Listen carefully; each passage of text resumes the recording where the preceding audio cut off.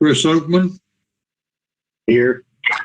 And Jim Waddell's here also. So we have a quorum. Next item on the agenda is the approval of the minutes of our February 8th, 2021 Planning Board meeting. What's the pleasure of the board? I move they be approved as written, submitted. Okay, we have a motion for approval as submitted. I'll second it. Sorry. Bradenberg. Okay, and we have a second. Go back through a voting, please. Margaret Burks, Yes. Diane Byers, Approve. Tom McDaniel, Yes. Jim Frattenberg, Approve. Joe Ornstein, Approve. Steve Hutchins. Yes. Excellent. Thank you. Welcome aboard, Captain. Thank you very much. Can you all see my screen? I clicked to share it, but I don't know that it did anything. Yes, it's on. It looks good. Okay, let's see.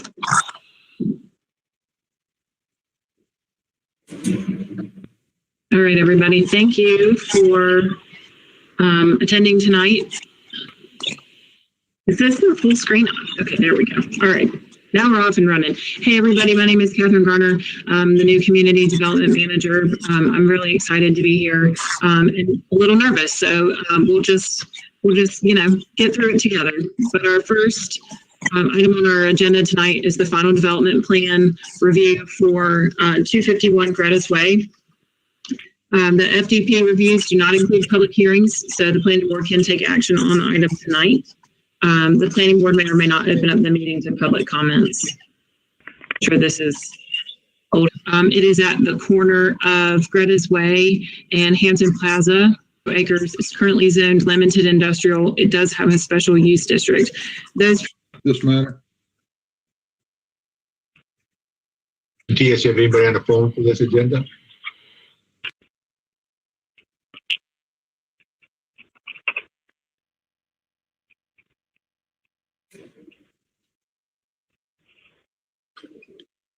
Matthias, your mic is muted.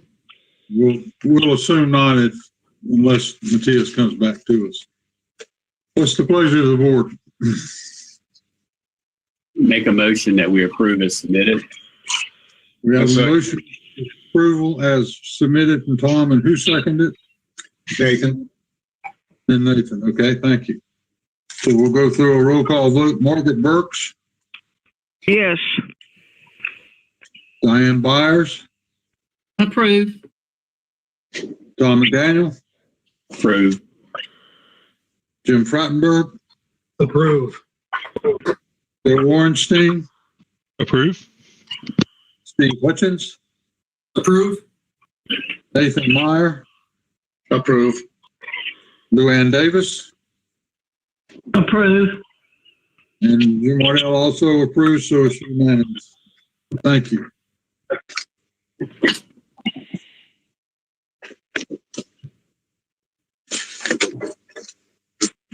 So the next item on our agenda is the public hearings, and as it was expressed at the beginning of our meeting, the board will not take any action on these tonight, but we will take action on Wednesday. But we'll go through them to now. First public hearing is the Kernersville Development Plan. Curtis Swisher, agent for the town of Kernersville, for consideration of an amendment to the Kernersville Development Plan to amend the land use plan for properties located at the southern terminus of Salisbury Street at Salem Parkway, being all of the PIN numbers expressed in the P-55. Chairman Waddell, to help expedite and simplify, I would also recommend that we look at case 5B, which is the associated rezoning case with this Kernersville development plan. Okay. So staff will, Matthias, can you allow me to share my screen?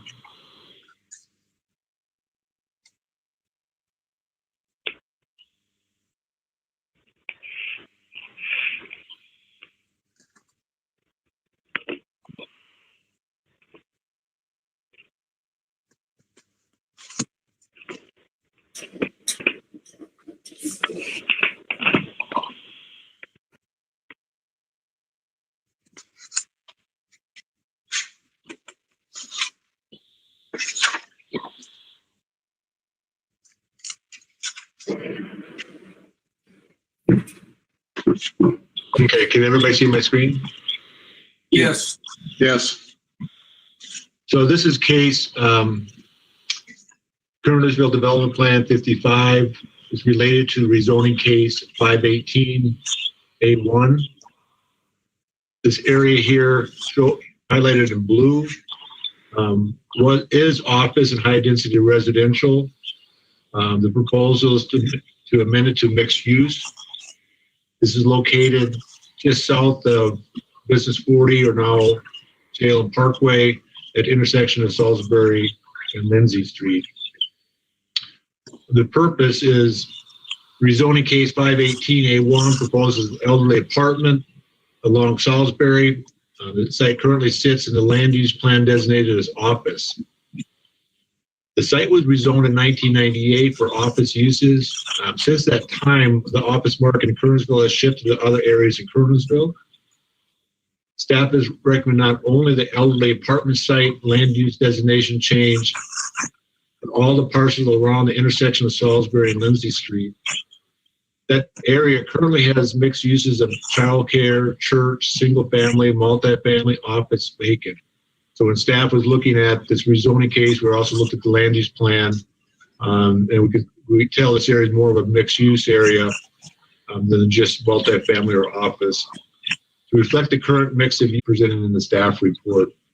So sorry about that technical difficulty. We're back online. The planning board has switched back into the GoToMeeting format. Deputy Clerk Beth informed me that there were some glitches on the presentation that I just made on a Kernersville development plan. I'll go over that real quick. So on the screen is the associated development plan amendment associated with 518A1 from office and high density residential to mixed use. As my narrative had, but the screen didn't show, the rezoning case 518A1 proposed an elderly apartment along Salisbury. The site is currently sits in a land use plan designated as office. The site was rezoned in 1998 for office uses. Since that time, the office market in Kernersville has shifted to other areas in Kernersville. Staff is recommending not only the elderly apartment site and land use designation change, but all the parcels around the intersection of Salisbury Street and Lindsay Street. The area currently has a mix of uses: childcare, church, single family, multifamily, office, and vacant. To reflect the current mix of uses and promote development and redevelopment of the area, staff is recommending a land use plan designation of mixed use. In the packet, in the resolution packet, staff is recommending the resolution to amend the land use plan for mixed use, with that area having a definition. The mixed use designation is to promote development, redevelopment of the area into office, services, small retail, and multifamily. So now I'll hop back to the rezoning case.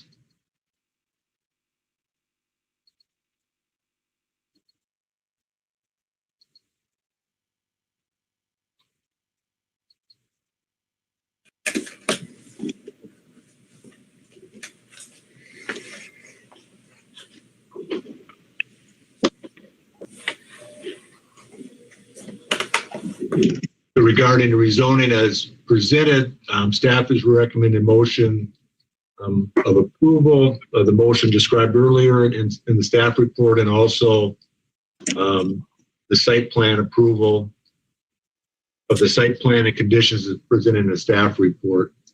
So planning board staff is recommending approval of the Kernersville development plan and also the rezoning. I'd be happy to answer any questions. I so move for the This adoption. is Lynn. I have a couple We're not questions. voting yet, Margaret. We're not going to vote till Wednesday. Oh, well, I don't know why not. Okay. We'll be soon out of this pandemic, and we'll take it the same night. Okay.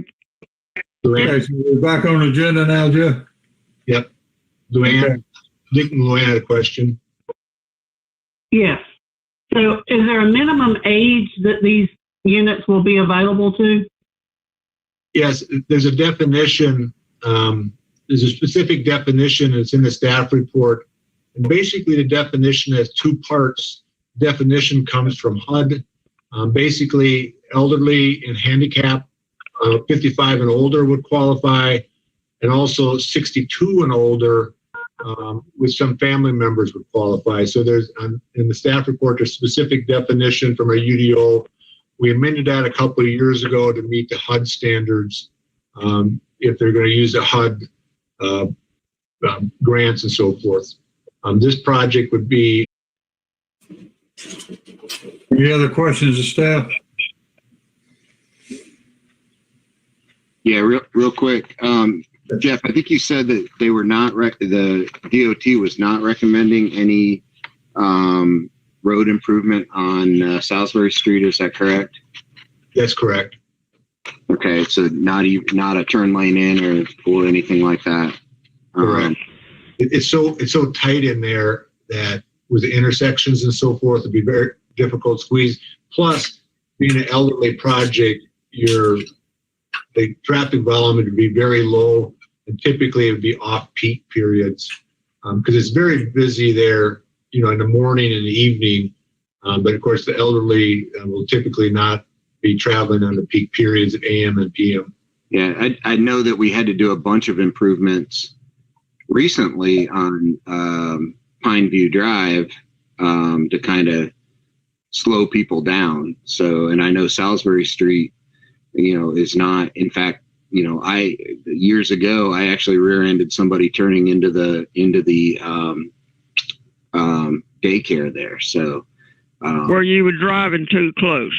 I probably was, Margaret. I probably was, but that was, or I had just gotten a new phone or something, right? So, so that's a concern. That was a long time ago when my office was over off of behind Crossroads Ford. So I'm just, that's my only concern is people trying to get in and out of there. And I know getting out of Century Park. Making a left on Century Park can be out of Century Park onto Salisbury can be pretty difficult. So. And I think NCDOT they call it to warrant turn lane improvements, to warrant meaning to require developer to expend funds. There has to be some strong justification. And like I said, NCDOT comments during a development review, they didn't feel like this project would warrant the expense with this project for turn lanes. Okay.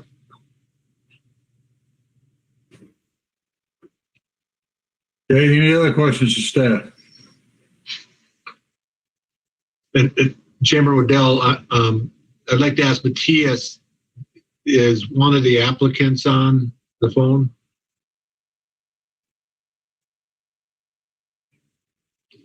If not, Luann, we'll get your. Can you hear me?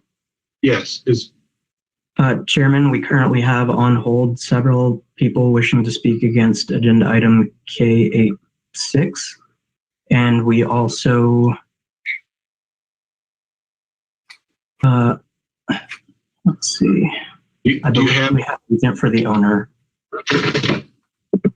Hey, Matthias, so you probably have a lot of calls in on that rezoning case. Quite a few. Could you? Seven. Are we on? So 786 is later on in the agenda. Okay. You might want to request those people to call back in. I believe there might be some people who wish to speak on the agenda item we're currently looking at is 518A1. Do you have anybody with 518A1? We do not. Okay. Do you have any lines currently open for them to call in? No, both of our lines are full. So I would ask you that you have those people call back to open the lineup for anybody who wishes to speak on K518-81. So if you could ask the people to get off the line to allow for anybody who wishes to speak on this public hearing item, which is two items, is Kernersville Development Plan 55 and rezoning case K518. 5.A1. So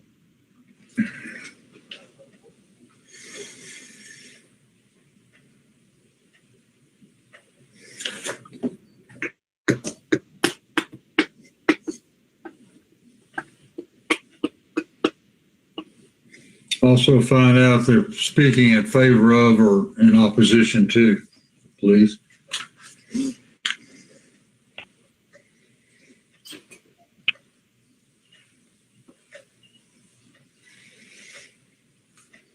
We have the petitioner on the call. I will join them into the meeting.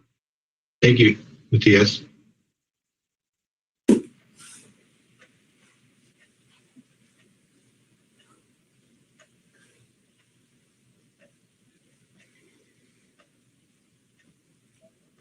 We have, anyone want to speak in favor of the petition?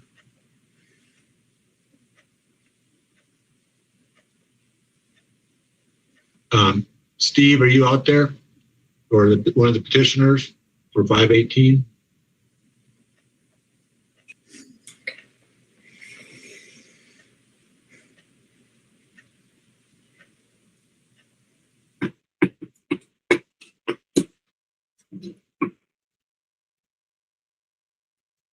Matthias, are they on the phone?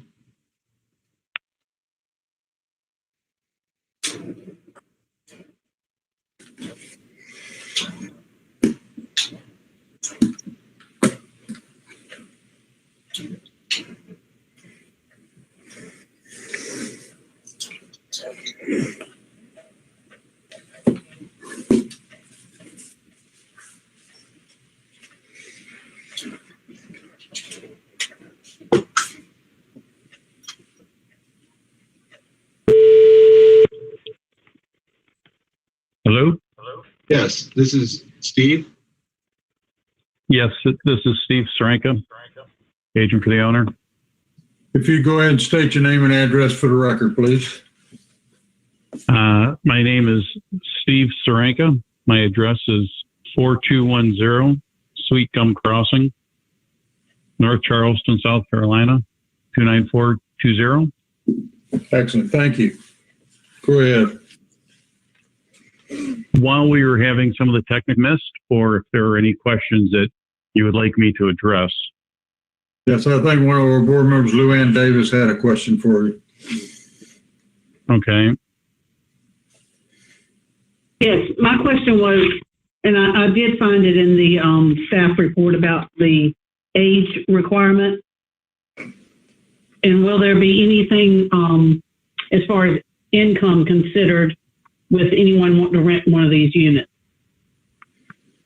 Yes, this will be an affordable housing project.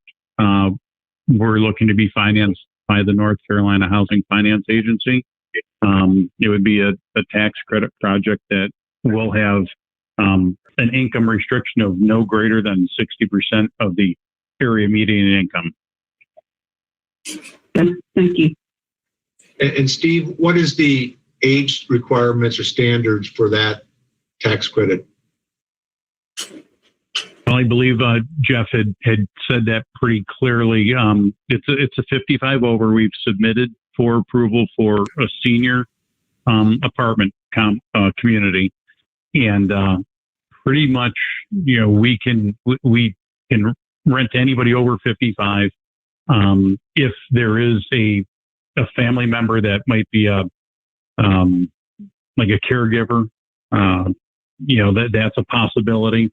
And I don't know the exact definition of the 62 and over, but basically we have to rent to what North Carolina Housing Finance considers elderly.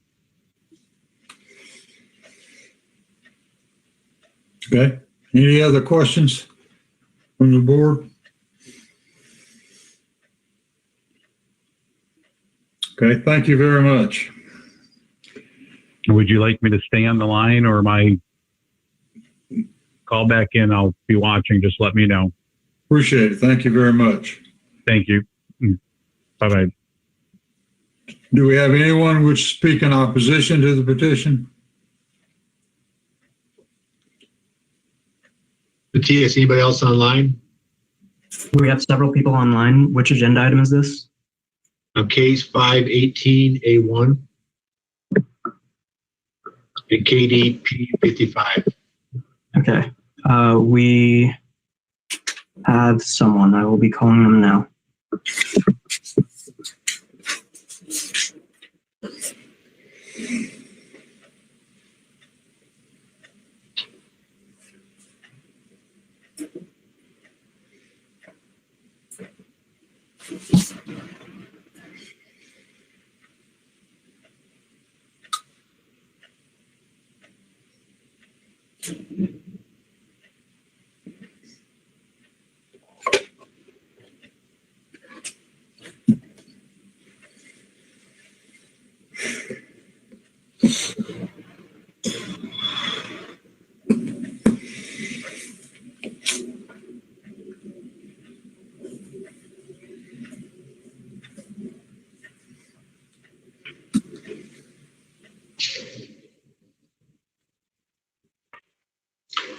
So what's taking place right now is the IT group is taking in calls, and some are calling in early on some agenda items. So Matthias will have to move those back off to allow for callers for the front agenda items. So if anybody's out there streaming, you will get a chance to speak during your agenda item. Just if it's busy, you can continue to call, and IT will try to direct people to go off the phone until their agenda item. So right now we're on case KDP 55 public hearing and associated rezoning A518 A1.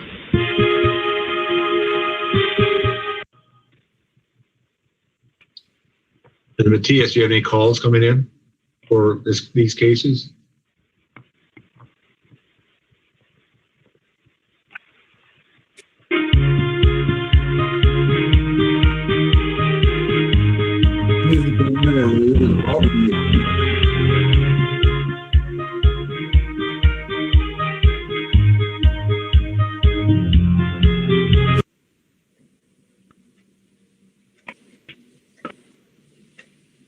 Matthias, you have any callers in for this case 518A1? We do. Please hold.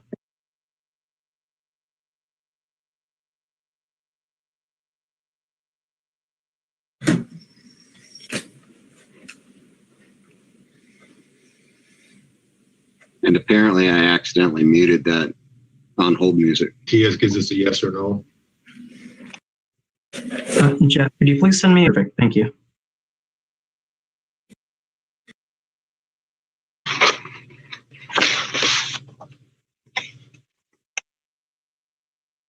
Matthias, do we have anybody online for 518A1?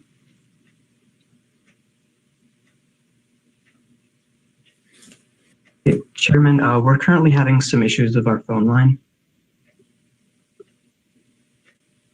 Would it be possible to begin the presentation for the next agenda item and then circle back for public comment on this agenda item?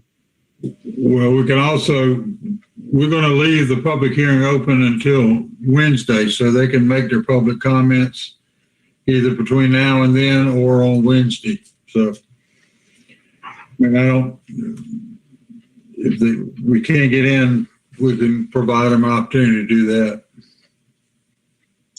Are the phone lines with people on, Matthias? You just can't get them off the phone?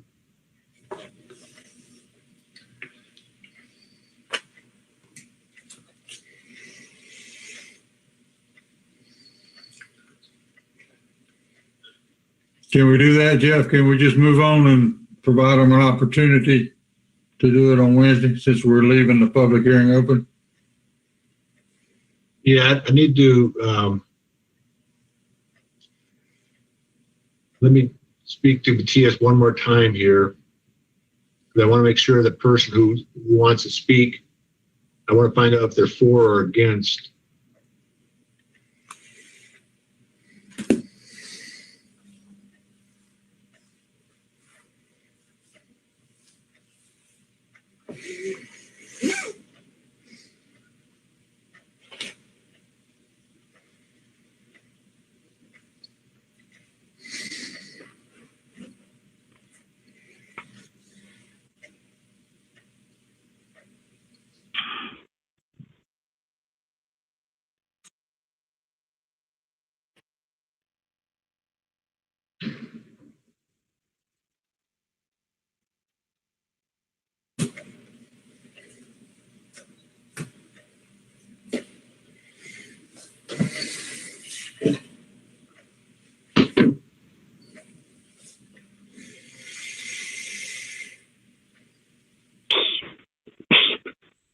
Matthias, are you there?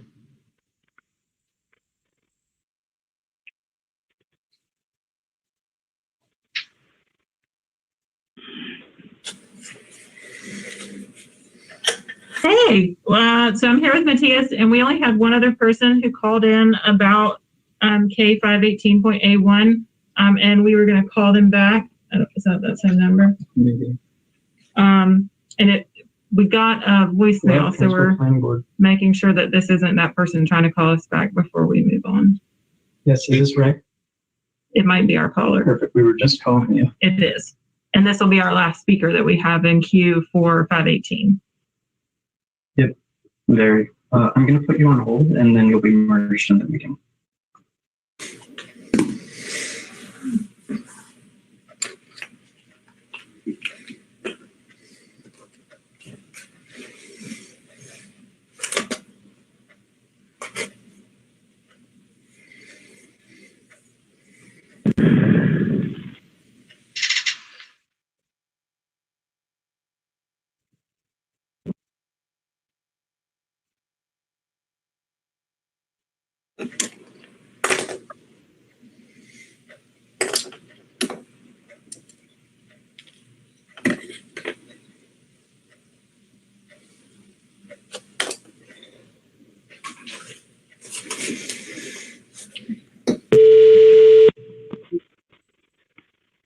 So I believe the caller has arrived.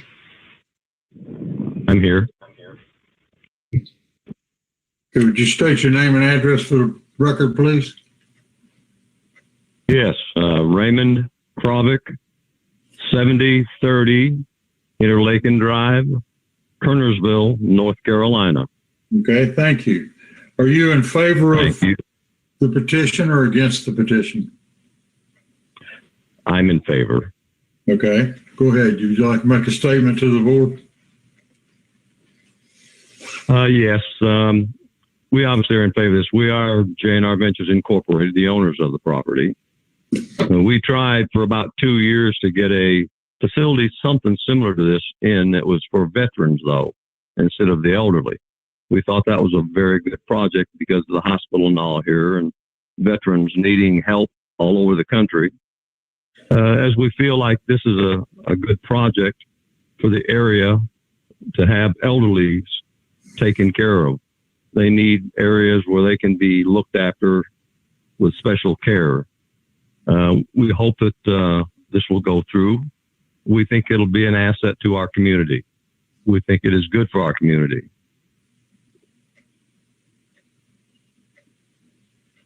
Okay. Would you like to ask me? I'm sorry. I was just going to say, would you like to ask me any questions? Yeah. Board have any questions? I don't think so. So thank you very much, sir. Appreciate it. Thank you. I appreciate you taking time. Thank you. We will leave this rezoning case open till Wednesday, and where the board will take the final action.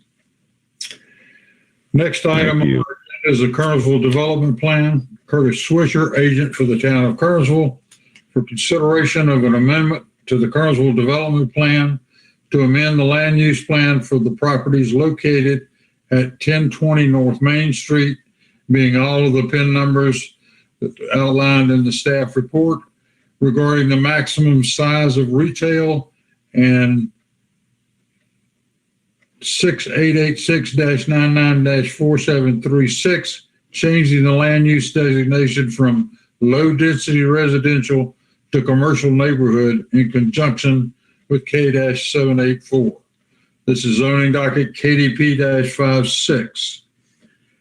I'll open the public hearing. Do we have anyone who wishes to speak in favor of the petition?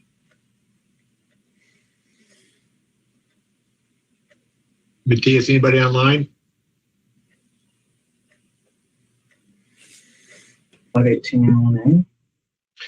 This is KDP 56. Nobody's called in for KDP 56. Okay, so we have no one who wishes to speak in favor. Anyone who wishes to speak in opposition? Not that I've seen on our list. We have a long list of folks who've called in about one of your later cases tonight, but nobody has called in requesting a callback for the current case. Okay, thank you. we'll leave again the public hearing open through Wednesday. Next item on our agenda is rezoning. William Greco Jr., agent for owners. Petitioner is requesting a single-phase conditional use rezoning from RS20 to RS12-C PRD, residential single-family conditional use for property located at 9431 County Line Road, containing a total of 36.13 plus or minus acres, and being all of PIN number 6897-10-1878. Uses requested: residential building, single family, and planned residential development. This is zoning docket K-786, which is continued from February. I know this is probably the one where we have the most people who wish to comment. I would like to just say one thing is, if you want to talk about a certain aspect and the person before you has already talked and expressed, the board understands that and understands that you've expressed your ideas or someone else has expressed them. So, do we have anyone who wishes to speak in favor of the petition? Jim, do you want me to give a background on the case?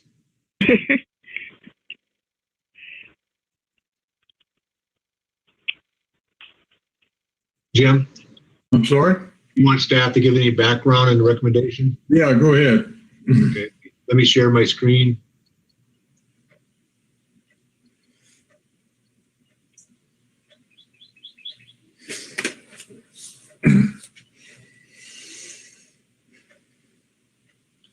So as described by Chairman Waddell, this is a petition for a rezoning case off County Line Road for planned residential development. It's a 36-acre site, proposed 105 lots with a density of 2.91 acres per acre. A planned residential development is intended to encourage development of living environments which meets the needs of people who live in them by providing certain development privileges in exchange for pre-planning and design consideration, and to allow development flexibility and environmentally sensitive design which promotes the conservation of open space. So the proposed PRD site plan is to the right, where you basically cluster the home and go around and create the open space. There's some wetlands in the middle, some streams, and staff will cover more in detail of the layout. The 105 single-family detached homes are clustered around an environmentally sensitive area. Low-impact stormwater measures are used to reduce the rate of stormwater runoff.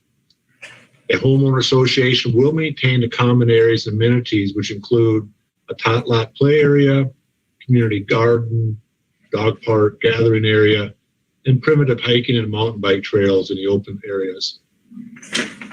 The homes will be served by public water and private sewer system. Private sewer system will pump up to a public sewer. So basically it's served by public sewer, but internally it will be collected privately and pumped to the manhole, which is located up off County Line Road at the First Christian Church entrance. To provide buffering between the proposed neighborhood and existing homes, at a minimum, a 30-foot type 2 buffer yard is required. Also, as you can see in the site plan, there's some additional open space has been provided for some of the perimeter. The planned residential development, as submitted, the typical building design of the home shall include traditional stylistic architectural features that include a combination of the following: material. They propose hardy plank type siding with brick and rock accent, materials on the front facade, roofs, hip and gable roofs, window trims that incorporate the use of decorative shutters, heads, apron, and cornices. Entrances will be well-defined stylistic front entrances with paneled doors. The garage doors paneled and framed with decorative trim, and a distinct trim incorporated throughout the housing design. Land use plan defines low-density residential. The definition specifically states, the town has identified that one of its unique high-quality components is the residential areas that are predominantly single-family residential.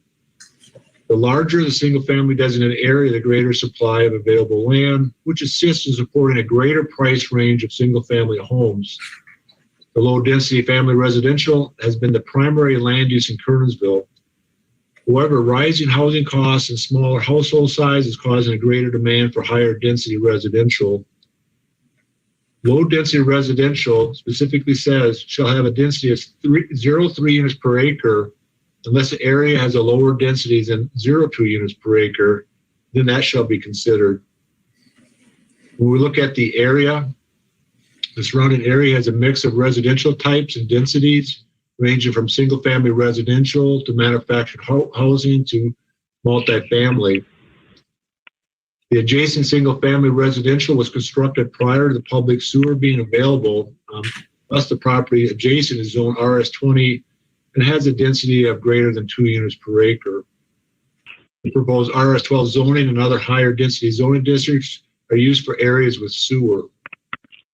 The sewer being expanded to this area is not only supports additional density, it has also attracted the new grocery store that was recently approved at North Main Street and County Line Road, promoting further urbanization of this area. Under transportation, NCDOT threshold for consideration and requirement of turn lane is the annual average traffic count at 4,000 units per day. The 2019 NCDOT and annual average daily traffic for County Line Road is currently 3,400. NCDOT has requested that each phase of construction begins, a revised driveway permit be issued in order to determine when the threshold may be crossed for considering the need for turn lanes. So currently, NCDOT does not see a warrant for the turn lanes unless it goes over 4,000 trips per day. And the DOT will monitor that at different phases of the project comes in. Under trip generation from the Institute of Transportation Engineers, the 10th edition, a single family detached house generates about 9.4 trips per day. When you look at 105 lots, the proposed residential project would generate 991 trips per day. It's important then to break those trips up into AM and PM peaks. The AM peak, which is 7 to 9, will generate 0.7 trips per day per dwelling unit, or 77.7 trips in the morning peak, 25 coming in, 75 going out. So during that 2-hour period, there'd be approximately 77 trips per day.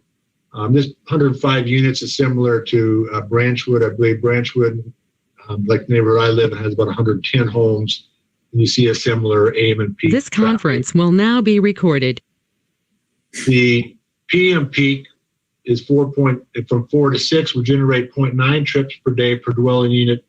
For 103 trips in the PM, 63% in and 37% out for the PM.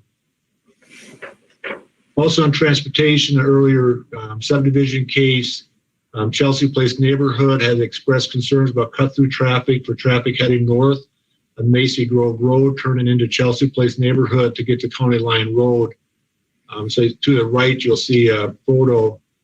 Macy Grove intersection with Chelsea neighborhood is a right in, right out. So only traffic heading north on Macy Grove can turn into the Chelsea Place and try to get to County Line Road. Chelsea Place streets are NCDOT streets, as we discussed in an earlier case several months ago. The Chelsea Place neighborhood has been in discussion with NCDOT regarding a process of determining if traffic calming devices are warranted to address potential cut-through traffic. Regarding stormwater, this is part of the Reedy Fork. This is in the Reedy Fork drainage area. This is under the Jordan Lake watershed. The project is subject to Jordan riparian buffer rules. Deborah Lane subdivision, Eden Bridge subdivision, Eden Terrace subdivision were the first suburban neighborhoods built in the upper end of this watershed, along with the Swain Sports Complex and First Christian Church. And so on the map, you can see First Christian Church, this site, Deborah Lane, the Swain Sports Complex, Eden Bridge, and Eden Terrace. A recent new subdivision, Forsyth County, just north of the city limits, is the Brumman Estates. All this area draining into this upper area of this watershed. The proposed development will be utilizing low-density stormwater development options. Low-density stormwater projects are limited to either no more than 24% built-upon area or 2 dwelling units per acre. Both low-density options, 24% built-upon area or 2 dwelling units per acre, are a recognized method of minimizing stormwater impact and developments that both meet state and local requirements. The proposed project is a low density because it will remain 24% built or less built upon area. It's at 23.58% proposal. Also, by using the PRD standards, 47.4% plus or minus would remain open space outside of the residential lots. Low density projects are not required to be equipped with a stormwater pond. However, they are required to disperse the stormwater flow to ensure that stormwater conveyance are vegetated. Also, a minimal amount of piping for the driveways or other culverts into the roads are required. So you have to minimize culverts and maximize the use of grassy vegetative swells to reduce the rate of runoff. In the public comments, there were photos that were submitted of an accessory buildings located at 4603 Eden Bridge Drive and the Eden Bridge Drive culvert. When Eden Bridge Drive was designed and constructed, the culvert was sized for a design storm to address a certain amount of rainfall. Once that design storm capacity reached, it can back up. The stormwater can overtop the stream banks onto adjacent properties. So a culvert is designed to carry a certain amount of capacity. And then, of course, naturally, you'll have backup behind the culvert when it reaches that capacity as it slowly releases. And so you basically have that flood zone area. Locating buildings in areas where stormwater could overtop the stream bank is not advisable. So if you visit the site, you'll see that there's 2 accessory buildings that are fall within that backup area of the culvert. Rename color 6. Staff analysis on density. The proposed 105 homes keep the project under the land use plan recommendation of a density of 3 units per acre at 2.9 units per acre. The adjacent RS20 properties, with the exception of First Christian Church, are not served by public sewer and are allowed a density of just over 2 units per acre. Currently in this northeast area of Kernersville, the area that is served by sewer has a much higher density, including high density multifamily. Based upon the fact this parcel is a part of the area served by sewer, the low density residential scale of 0 to 3 units per acre would apply. Regarding buffering, the PRD, as mentioned before, has a 30-foot type 2 buffer surrounding the development. In addition, as described before, open space is also being used to further buffer. I think it's important to note a conventional subdivision would not require any open space or buffer yards to the adjacent properties. So in a planned residential development, you have the opportunity to provide the buffer and transition against adjacent properties and also open space, as the site plan indicates. Regarding house design, a conventional subdivision would not be required does not require any standard on the house design or material. And so if they propose this as a conventional subdivision, there would be no house design submitted.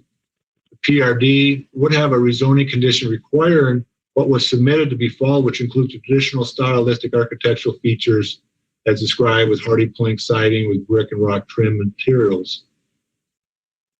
Regarding staff analysis regarding access, the direct access to the site is planned for County Line Road. Since the streets will be private, Deborah Lane connection can be emergency access only. Early on in the subdivision review, numerous people on Deborah Lane were worried about traffic on Deborah Lane, but since this is private streets, we were able to recommend emergency access only on Deborah Lane, access being County Line Road. If a conventional subdivision was proposed with public streets, NCDOT would require the access to the development to be off Deborah Lane. NCDOT comments, they did say if the streets were public, the access would have to go off Deborah Lane, but as described, it's only emergency access. Staff analysis on stormwater. A conventional subdivision would not include the planned open space. The required open space helps address the rate of runoff of the stormwater. Also, a homeowner association will be required to protect the environmental sensitive areas. With a proposed 24% or less impervious coverage, the homeowners association required to maintain the common area in compliance with the watershed stormwater regs. It will assist in minimizing stormwater runoff. Staff recommendation. Staff recommends approval of the following motion. Move to amend the Unified Ordinance of the Town of Kernersville by rezoning the property in case 786 from RS20 to RS12C PRD. The said rezoning be consistent with the town's comprehensive plan, the Kernersville Development Plan, and further being both reasonable and the public interest because of the following facts. Petitioner requested a conditional use district rezoning allowing building architectural standards to apply. This ensures the development addresses the development plan goal of establishing Kernersville as a unique high-quality community within a triad. Secondly, the petitioner requests conditional use district rezoning, allowing a consideration of a specific site plan to address unique character of the area, to allow for the appropriate buffering to adjacent properties, restrict access to Deborah Lane to emergency service only, and the minimization of the stormwater runoff. Regarding site plan, staff recommends approval of the site plan and conditions as presented in the staff report. I'd be happy to answer any questions. One question, Jeff. You said these are going to be private roads. The homeowners association will be responsible for maintaining them? Yes, they'll be responsible for maintaining the private streets. Are there any regulations of what maintaining them means? Well, the minimum, of course, would be the maintenance for emergency access. But it will be up to homeowner association at what level the street maintenance will take place. So there is no regulation for fixing potholes, clearing snow. I mean, the homeowners association, I always tell people, the homeowners association is the most democratic piece of government you can ever be involved with. Anybody who has property in homeowners association development knows that one of the primary deals that they deal with is the maintaining the roads. In this case, of course, they have homeowner association dues to maintain the road, the sidewalk, and their common areas. Okay. Well, what about are the streets the same width of our streets? Yes, currently the private street standards and the public street standards are the same. There is a note. However, I should note in the staff report, it does talk about the applicant is considering requesting a text amendment to adjust the different lane widths. So we may see a text amendment in the future to adjust the private street widths, but that we have not yet received any request at this time. Well, we have to be careful on that because so often these things are private, and then later on they want Kernersville to take them over. So we have to look into the future on this situation. I'm hearing an echo. Are y'all? You're good. Okay, good. I wouldn't want you to hear me twice. We enjoy that. Okay, any other comments or questions to staff? Is this I have a couple questions. Yeah, go ahead, Louis. On this map, it references, and even on the presentation with Jeff, it references Jordan Lake stream. But on the map we got, or the plat map on the bottom left, it says that this track is located within the Lake Brant watershed. So there's basically three all three are part of one. So Reedy Fork, I mean, this creek, I think this creek is actually Beaver Creek that forms into the Reedy Fork. It ends up in the Bryant Lake Dam. And after discharge of Bryant Lake Dam, it goes down to Jordan Lake outside of, into the triangle. So the Jordan Lake has specific, even though Jordan Lake is way down in the triangle, there's some specific standards for riparian areas. So this is covered by a couple of stormwater watershed regulations. So all three, so the terminology is referenced in different ways. Okay. So as far as the traffic study, has there been an actual traffic study done up in that area? NCDOT, last traffic count was 2019, and NCDOT will continue to monitor the traffic volumes. The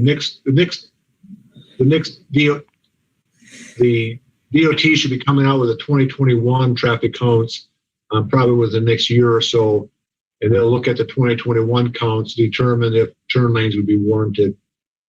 Okay. And then as part of our staff report, you talk about schools. And so there's been some school bonds that are available. Do you have any idea where a new school would go?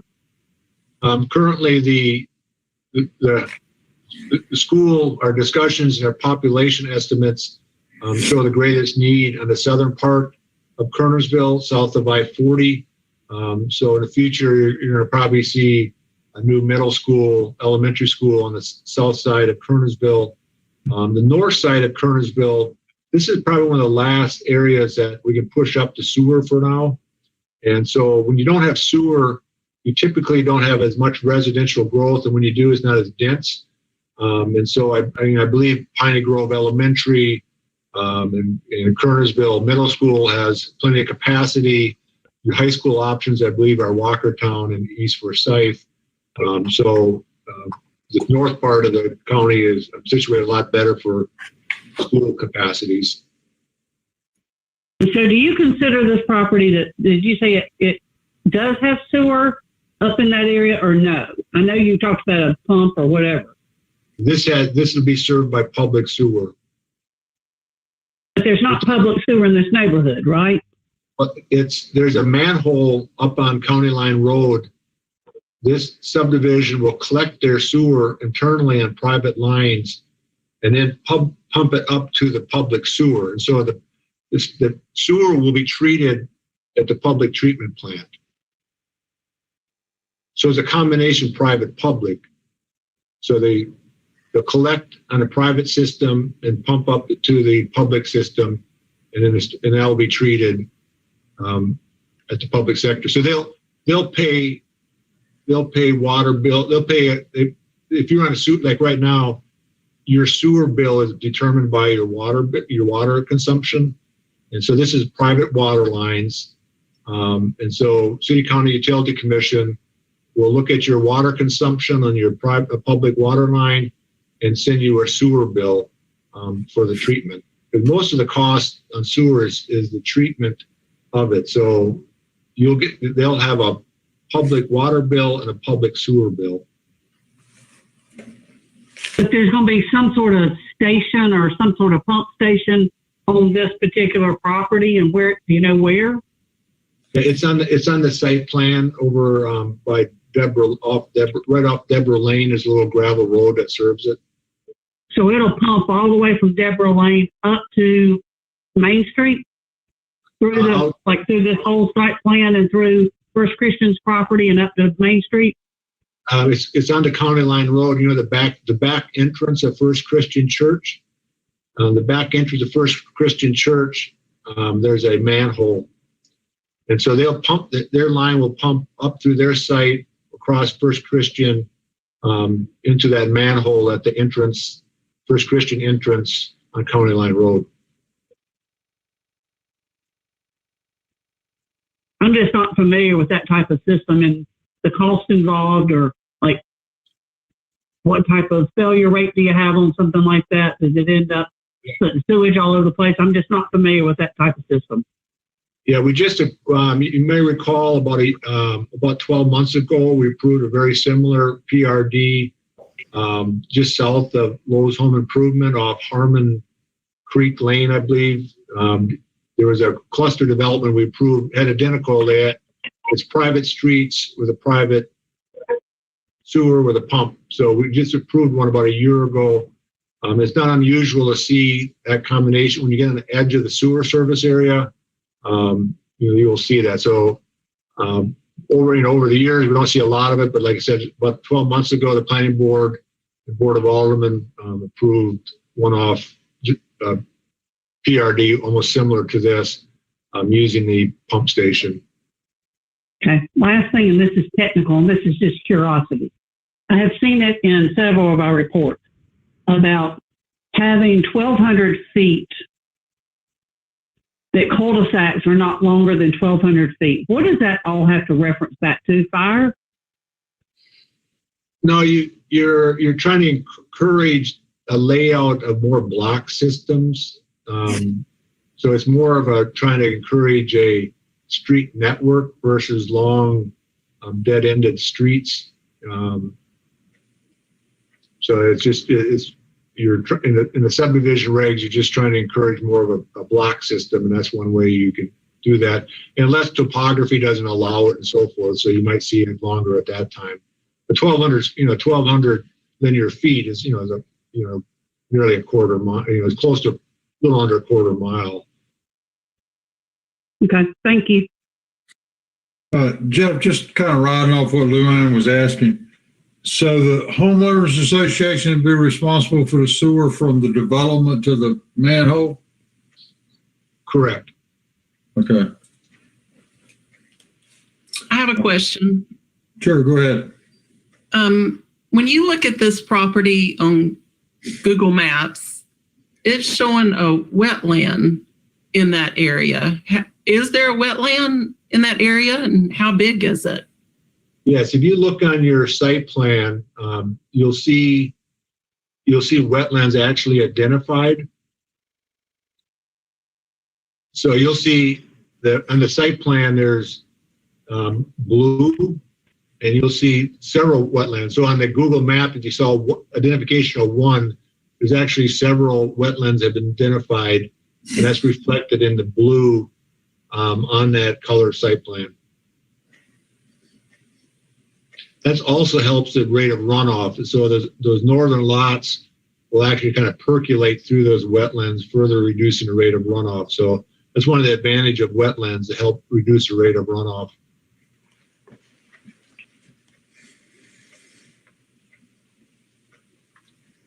That's one reason the project was delayed.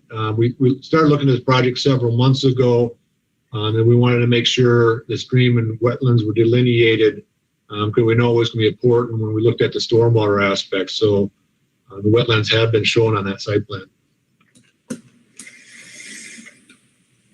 Okay, any other questions of staff? I got a quick question. Sure. I understand how the emergency access works for is it Deborah Lane, but there was mention of it being locked. Can you go over how that works for emergency access, Jeff, please?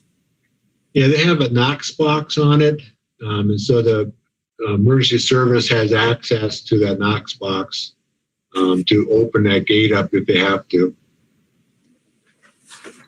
Thank you. Okay. Any other questions? I do. I have a question again about the wetland. I know you were saying that the wetland helps with the stormwater runoff, but would the stormwater runoff not deteriorate the natural sediment or the natural settings of the wetland that's there? Yeah, if you look at the wetlands, you'll see areas of green between the blue and the road and lots. And so the runoff coming off the roads will need to enter a vegetative swell versus culverts. So the goal is to have as much buffer as you can. These wetlands have a regulatory buffer The northern wetlands up to the north, up to the upper left, there's a little bit of that stream buffer will go where the road is, so that road enters some of the buffer area of the wetlands, but that has to follow the Jordan Lake riparian area to get a modification. So all the attempts are made to decrease the rate of runoff as it enters those wetlands. Jeff, this is Luann again. Based on what Diane just said, so on the left side of this map, and I see where it says vegetative SWALES, what you're calling a swale, right?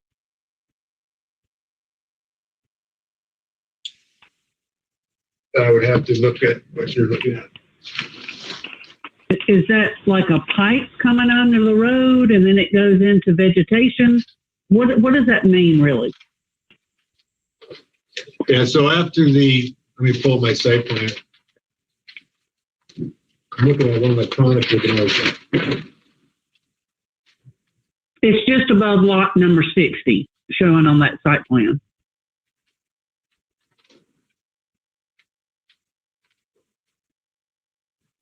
Yeah, so just above lot number 60, there's a culvert coming underneath the street, catch the water on the west side and bring it to the east side. And there's a discharge area, and that's where he enters that vegetative swell. And so the developer, during the permitting process, will have to get approval from our town engineer on the specific design, the slope, the vegetation, and so forth, to decrease the rate. After it leaves that culvert, you want to disperse the water as much as you can into more of a flat vegetative area versus analyzing it.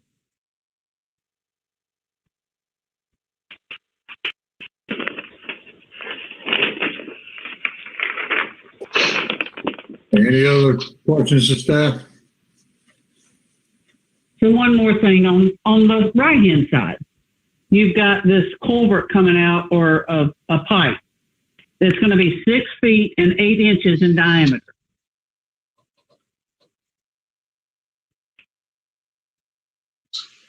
Yes, there's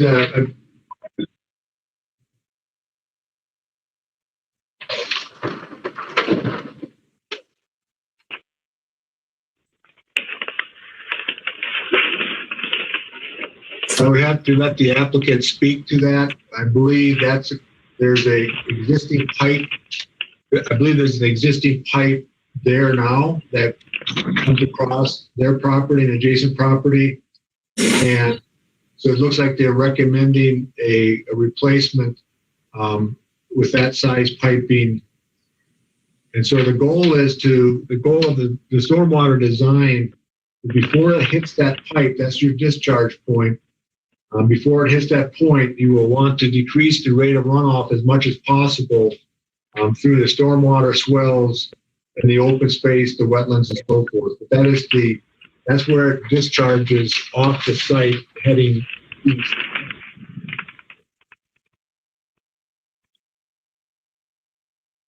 Because that pipe goes out and under the street and on down as you're looking down on this site plan to the right, all the way through all the other neighborhoods you've already talked about, whatever the names, the 3 different streets and neighborhoods, all the way into Guilford County.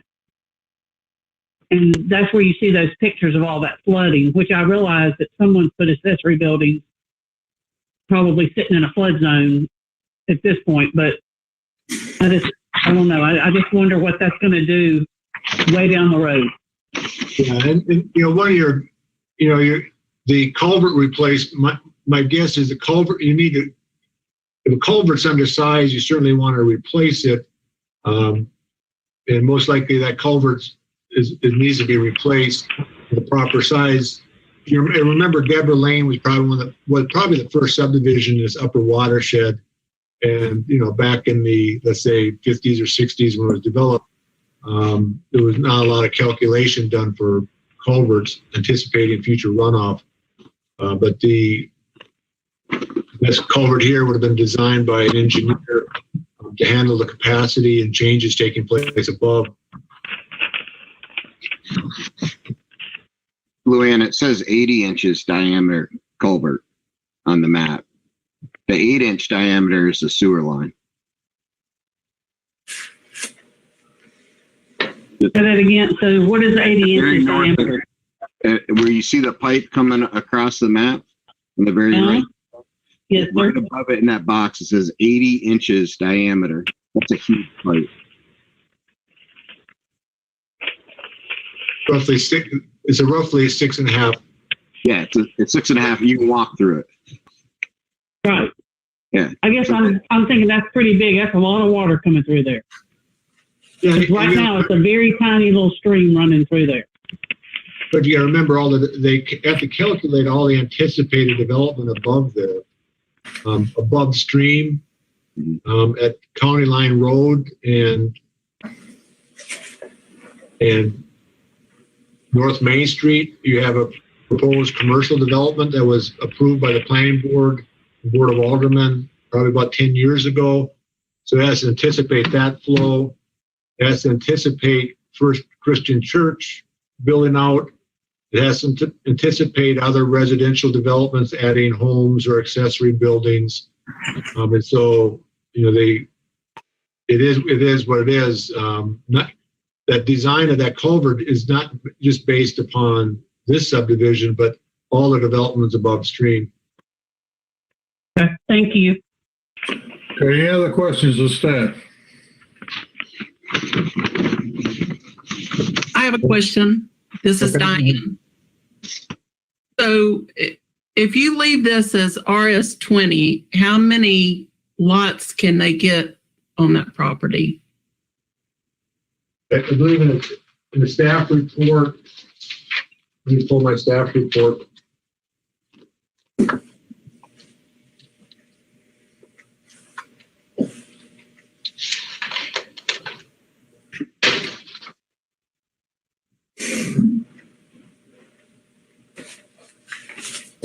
Could you get 78 or I believe that's less than that because of the water? If you had I believe in the staff report, it states RS20 PRD. I believe you're correct, Diane. I think the staff report says 78. Okay. units. So this is 105. And so basically 105 minus 78. Basically, you're looking at 27 units difference between an RS20 PRD and an RS12 PRD. And so if they could still build on this 78 units on this land without anything happening on this, is that correct? I can't talk, I can talk in general. I doubt if the 78 lots could pay for the infrastructure for this project. So for the public water, public sewer, the streets, sidewalks. And so financially, I doubt if you could ever do it. Then you would fall back onto the a conventional subdivision like we did off County Line Road. Remember, it's a Chelsea place. Yeah. Okay, where you would go in with NCDOT streets, which are smaller, and you would just have public water on septic. But the difference between this project and the other subdivision off County Line Road, as you recall, the other project on County Line Road was on top of the watershed. It had the perk. A lot of the lots perked. There was 3 lots that had to have a combination area for a septic field. But when you look at this site plan, my guess, a lot of these lots, especially in the middle section, could perk. And so you would run into that issue. So the conventional subdivision will also be tough because of soil conditions with those wetlands and streams.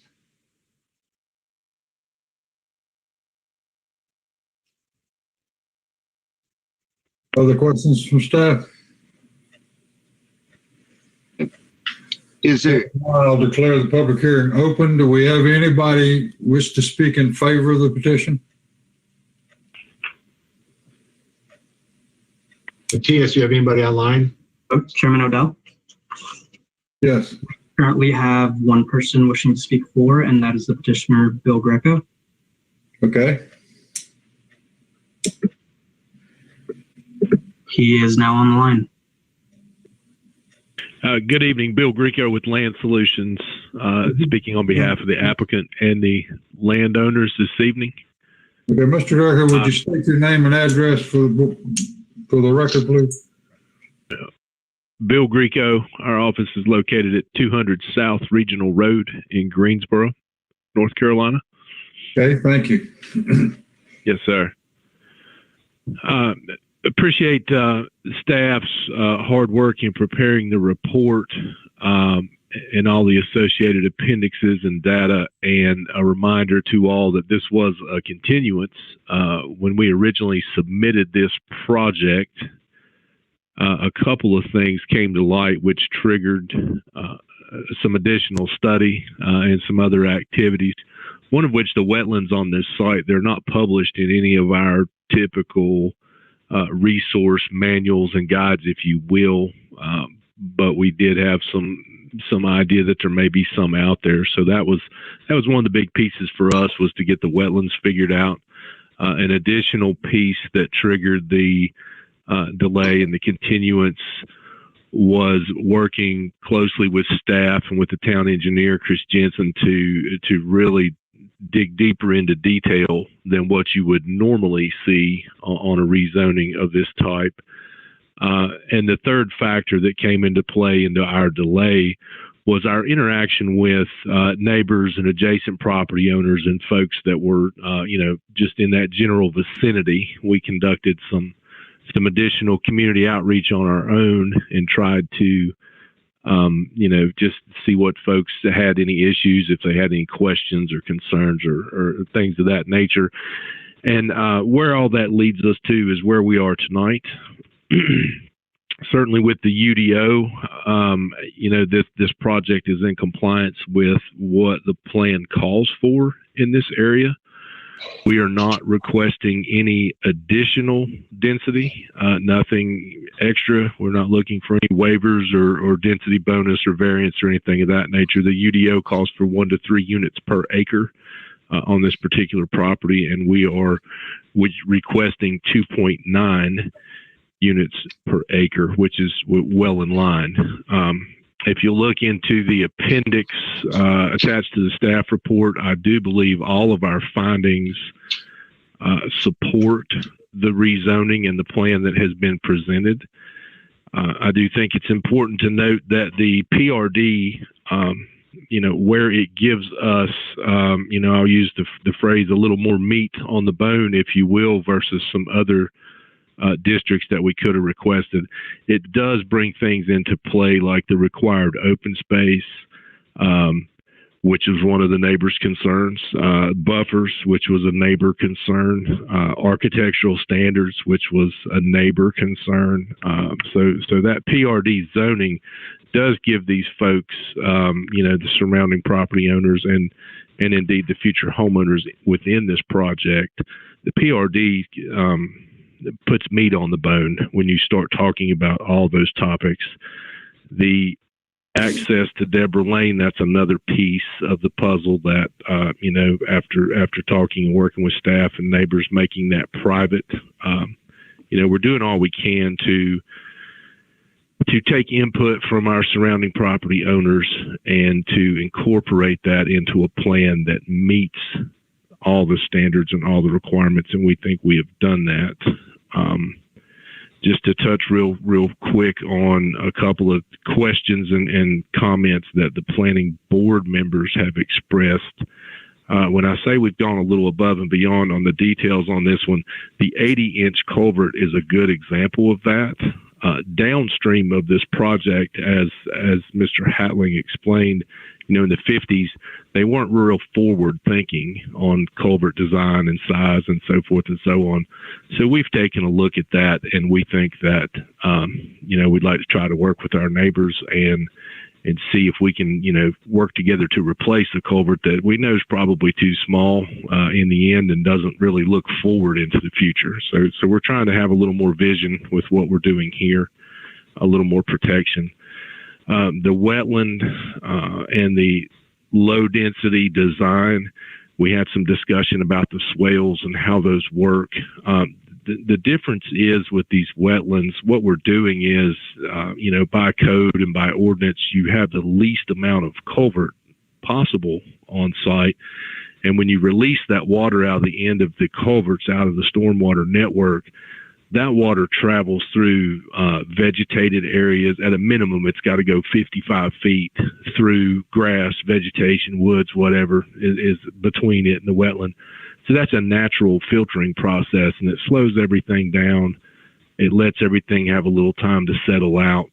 It's one of the very best ways to manage stormwater versus a pipe just discharging directly into a stream, where that water just comes right out of the end of the pipe and just goes right in the stream. So at the end of the day, again, I circle back to land use, which is generally what a zoning process is. Certainly the documents that the town has out there in the UDO and the land use plan and the standards and so forth and so on, we do meet those. The staff report addresses each one of those items, so I won't backtrack on that. We certainly appreciate all the input that we got from a number of our neighbors. A number of them, I'm certain, are still, they're not necessarily in favor, but we did do our absolute best to incorporate their concerns and address them, and do all we could with that. And with that said, we would appreciate your support with this request. And if anyone has any questions of me, I will do my best to answer those. Okay, thank you. Any questions of Mr. Grigo?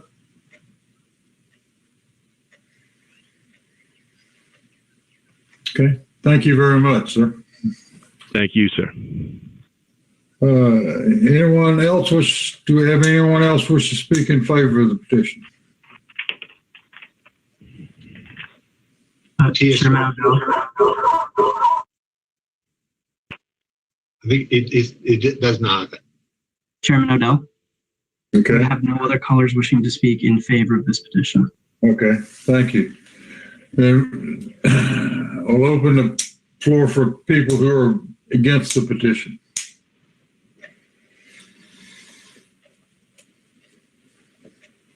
If you would, when you come on, just state your name and address, please. Yeah, can everybody hear me? Yes, go ahead, David. Your name and address, please. Okay, Dave Southard, 9475 County Line Road, and that's Kernersville. I want to touch on something here. Something that Bill Grieco was talking about is on the wetlands and the pipe sizes. Going from a 24-inch pipe under Deborah Lane, which is there now, to an 80-inch pipe, that's 6.5 feet of pipe you're putting in there in height. If right now you have a 2-foot pipe and then pretty much your ground is on top of that, you're going 4 feet above the ground to put that pipe in. Top of that pipe will be 4 feet above the ground. That is highly unreasonable. That also will not help any flooding downstream. The wetlands and things like that do filter. They do more filter than they do help for flooding. But if you currently have a problem downstream, adding anything upstream is only going to make it worse downstream. The structures and stuff that are downstream that have been flooded are not in the floodplain, and they're not on the stream bank. Some of those things are 10 feet above the stream, but yet they're still getting flooded out. So I just want to make that clear that everybody understands that. I also want to talk about the land use plan calls out 0 to 3 units an acre is what the density requirements are for low density. But then it also states that unless you have a lower density, then 0 to 2 units should be considered. Well, I don't know if you guys know this or not, but from Highway 150 to everything east, the average density in here is less than 1 unit an acre. So this does not conform with it at all. They also make a statement that this type of rezoning, the PRD, will protect the environmentally sensitive areas. it doesn't matter what you do, you have to protect these wetlands. You have to protect the streams. That is federal and state regulations, period. It has nothing to do with your zoning. So the PRD has nothing to do with that. They also talk about that 105 lots at 23% built upon area will be beneficial for this tract of land. The subdivision that's down the street that's going in is called Stonehaven. It's the exact same acreage. It's 36 acres. It has 52 lots, and it has a 14% built upon area. So there's a significant difference there. So I don't really understand how they say that this will be beneficial. They also talk about buffering. So there's a 30-foot buffer around the perimeter of this property. Well, think about this. You have a 30-foot buffer around the perimeter, and then you have a 90-foot deep lot. The back of the homes will be 50 feet from the property line. In a conventional RS-20 zoning, your typical lot size will be 100 by 200, and the rear of those houses will be 135 feet from the property line. So there's a significant difference there, too. Not to mention, if this were septic system, the back of these lots would have to be left undisturbed except for the installation of a septic system. Now, Jeff talked about soils out here. When you have certain type soils, you use certain type septic systems. When your soils are a little less conducive for septic systems, you use different type of septic systems. So you can still make it work. We talked about the flooding, the low impact design they call out on this project. Low impact design on this project are grass swales. Okay, grass swales do a great job of help filtering water, but they don't do very much for flood control. They still allow the water to flow completely through and get down to its lowest point without restricting it in any way or shape or form. And then they also talk about sewer not being available until now. Sewer has been available in this area since about 2000. Winston-Salem upgraded all their downstream sewer system around 2000. And the only way that this tract can be sewered is by putting in about 2,500 feet of force main and a private pump station. Now, I don't know if anybody knows this or not, but pump stations and force mains are high maintenance systems. And now you expect a homeowners association to maintain that? I mean, even public systems, the cities do not like them. They also talk about that traffic is not going to be a problem. Well, this particular development will generate more than 4,000 cars a day on County Line Road. That's period. That's just, they have already stated that there were 991 it'll generate. Well, when you take the math, 3,400 plus 991 will put you over that threshold. There is also a problem with sight distance. When you pull out of this subdivision, if you look to your right, if you look down towards Highway 150, you have a hill and a curve in County Line Road. That sight distance will become a problem, and it will hinder putting anything down there. They also mentioned that DOT has right-of-way along County Line Road. They, in fact, do not. According to NCDOT and their Forsyth County office, they do not have full right-of-way out here. All they have is what they call ditch-to-ditch or a maintenance right-of-way. So that means additional right-of-way will have to be purchased if turn lanes were to be put in. Now, if this tract were to be developed at the current RS zoning, it will have a lot less impact to the surrounding areas. The density will be more in line, there will be less of an impact to flooding, and the built-upon area will be less, period. I don't know why anybody would feel that this development fits here. It's just beyond me. Clearly, it does not. I mean, all you got to do is drive down County Line Road, and you will see for yourself that there's nothing but larger lots, and you got a lot more space between houses, and it doesn't fit. I also want to add that the developer tried to get a meeting going with the town or with the neighbors out here. It happened to be over an ice storm, but I still went to it, and it was locked up. Nobody was there. There was no note. Nobody tried to contact us after that point, so nobody tried to get with us again to try to find out any of our concerns. So I ask you, please deny this rezoning and deny this site plan because it just does not fit here. Thank you.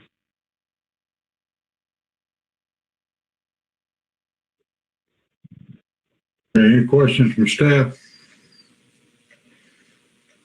Or from the board?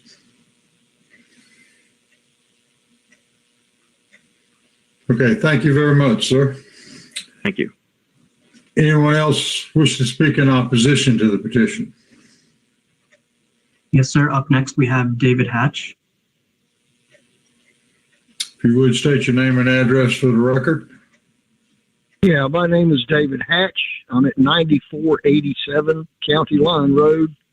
I'm actually one property separated from this proposed development.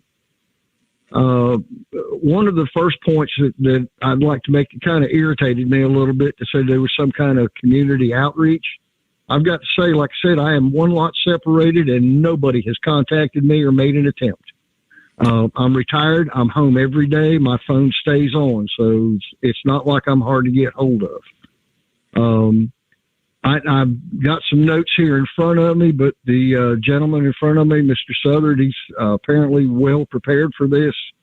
So a lot of what I've got to say is probably redundant. I do know one thing, that I've got some neighbors down in Eden Bridge. You showed some pictures of shed-type structures with the flooding, but I've also seen, and the people that live there or used to live there, actually friends of mine, the water line is up to the bottom of the windows in his garage. It's a permanent structure, and it's well separated from the stream bed itself.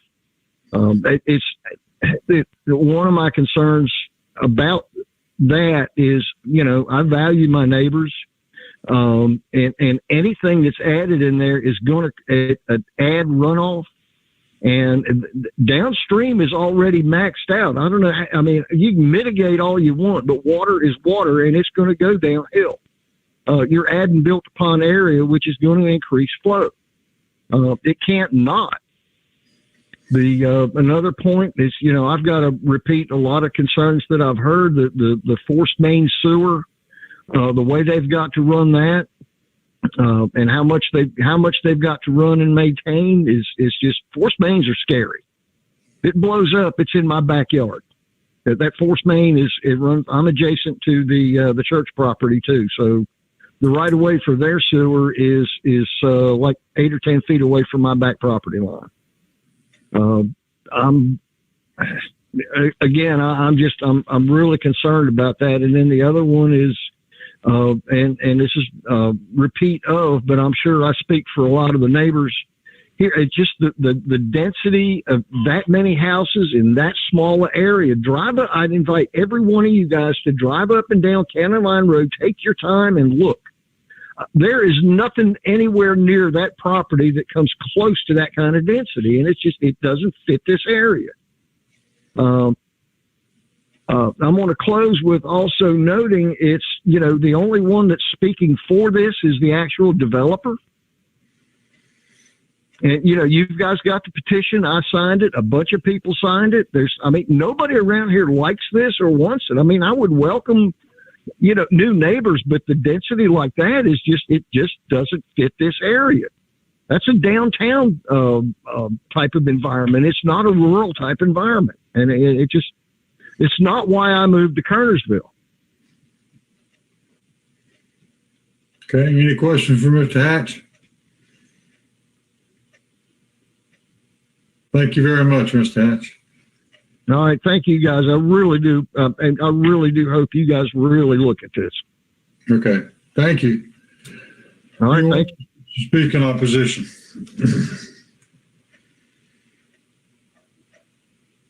Chairman, up next we have Peggy Smith.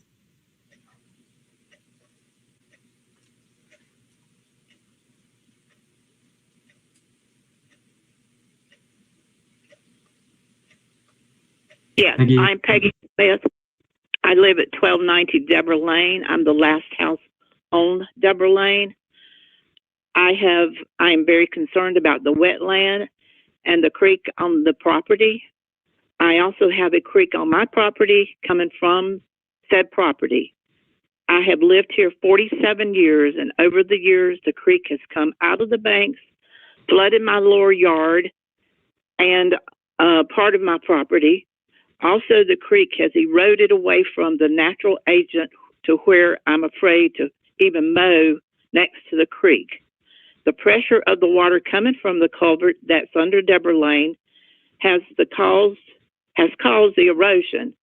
I have seen red mud and water come up over the culvert, into my yard, up part of the road. The pipe or culvert that is showing to be replaced, regardless of what size you put in there, it is still going to cause the erosion of the creek and flooding on my property. The creek itself, from the pressure of the water coming out of the culvert, is at least 3 to 4 foot deep on my property, and that has caused, from the pressure of the water, caused the erosion. If I live, my property is on the family land of the property where the pipe is supposed to be replaced. We do not desire to have the pipe replaced. And if the buildings that's going to be built on this land, no more land than what the building is going to be built on, it will be nothing but concrete and asphalt. And that will cause that much more water problems and pressure coming from the water going into the creek. And that will be a tremendous erosion. I have spent thousands of dollars over the years to keep water from coming into my home with French drains and what have you. When my house was built, it had to be built on an acre of land because it was in a watershed. And that was 47 years ago. And now a developer wants to build less than on a quarter of an acre of land or thereabouts, one house. That is not desirable. I'm also concerned about the sewer field. And I know I'm repeating what the two guys have said, but I have a big, huge concern of where my property is. There is wetland on First Christian Church's property, which connects with the said property. There is a creek or underground stream that runs into the said creek on said property. The pump house and its location is an issue. It should never be near anyone's property. Instead, it's going to be in front of my house. Also, I'm concerned about the traffic on County Line Road. You've got this property, if it's developed, the said property at 1/10 of a mile down the road, if it's developed. Also, Swain Complexes, traffic that comes in and out from Swain Complex, and I understand that they have not only have Little League games, but other games that's in and out of there now. And I agree with Mr. Southard that we are overwhelmed with vehicles on the County Line Road. You've got curves from left to right where we come out of Deborah Lane that we have to be very precarious about getting onto a County Line Road. It is very dangerous, and you take your life into your own hands whenever you try to get on the County Line Road. I would appreciate any concern that you show this situation, and also it does not conform to anything that's out here. This is a rural area, and like I said, I've lived here 47 years.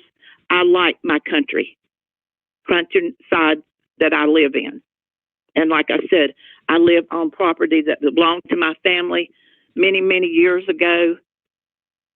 And I would thank you very much if you would consider not passing this case. Okay. Thank you, Ms. Smith. Anyone else wish to speak in opposition to the petition? Chairman, we have Randall Reidler. Okay. Should state your name and address, please, sir. Hi, my name is Randall Reidler, and I live at 1255 Deborah Lane. My property is across the street from all of the other homes on Deborah Lane, so my property is surrounded on three sides by the property that's up for debate tonight. One of my biggest issues, not including everything that's been said before, I'm not going to repeat any of that, but one of my biggest issues is the fact that they're using this buffer yard or buffer area as a positive. But in the staff report itself, the definition of a buffer yard type 2 was 2 deciduous trees and 8 evergreen plants per 100 feet. And that's one plant or tree every 10 feet apart from one another. And that's no kind of buffer whatsoever. Especially when you talk about an evergreen plant as compared to, a tree. So that really doesn't make much of a difference at all in any kind of buffering around, and that's around the entire property. So it would be across the street from the houses that are staring at the land that will be basically staring at a whole stack of houses because the buffer is really not much at all. I did want to bring up, and I think that Peggy brought this up too, but the flooding that is going on is not only down in Eden Bridge and Eden Terrace, it's right here next to the property. So Peggy's had the problem. There is someone who lives on about 10 acres behind Peggy who has the creek run through there, and Drummond Estates is uphill from that. And since that's been developed, all kinds of water comes down into the creek and it floods her entire yard there. So it's not only happening way further down, it's happening right next door with the flooding. And I'm not going to repeat anything else about the traffic, but I feel the same way about the traffic, and that this development does not fit or conform at all to the surrounding neighborhood. Thank you for hearing my call. Thank you, Ms. Rattler. Anyone else wish to speak in opposition? Mr. Chairman, we have Linda Taylor. You'll state your name and address for the record, please. This is Linda Taylor, 9351 County Line Road. I'm on the corner of Deborah Lane and County Line Road, and I agree with everything that everyone has said that I've heard so far. And the traffic, besides the building of the property, the traffic is my main concern. I live on the corner. I have literally stood here in my kitchen window and almost screamed from cars running up on people trying to pull out of the road. And I've seen these people look both ways, and then cars would come flying around the curves. It's going to be even worse when the road is put in at this development, because there's a shorter area and a worse curve above that. And it just frightens me to think what will happen. And also the wetlands, it doesn't show it on the map, but the corner of the property across from my house floods, and it actually runs across County Line roads if we have heavy rain. So I can't imagine what will happen once they get roads and concrete and all that in there. And I've seen people almost hydroplane coming through that area. And I won't speak of the other things I heard. They were all, I'm in agreement with all of it. The traffic, the speed, and someone told me that this area, that the DOT had not checked this out since 2018 or 19. But as everyone spoke before, and I didn't hear the other people, a lot of them. So I just wanted to think we're looking at possibly 200 cars coming out of one street, coming out of this development, not including what's, as they said before, coming up and down the road. I have seen the ball field traffic back up from Main Street down past my house. So imagine trying to get out of our road or the new road coming out of the development. So I'm in agreement with everything that I heard the people speak of before, and I am against this, and I really appreciate you taking my call and taking this into consideration. Thank you. Thank you, Ms. Taylor. Anyone else wish to speak in opposition to the petition? That's everyone we have on call.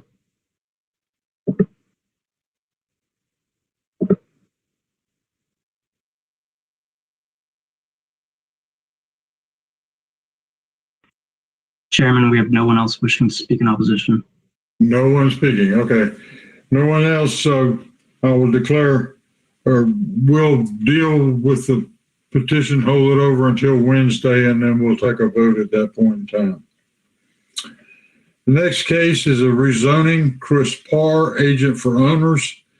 Petitioner is requesting a single-phase conditional use rezoning from MU-S to MU-C, mixed use, conditional use for property located at 1188 Solomon Drive, containing a total of 17.49 plus or minus acres, and being all of PIN numbers 6874-38-5603 and 6874-39-7030.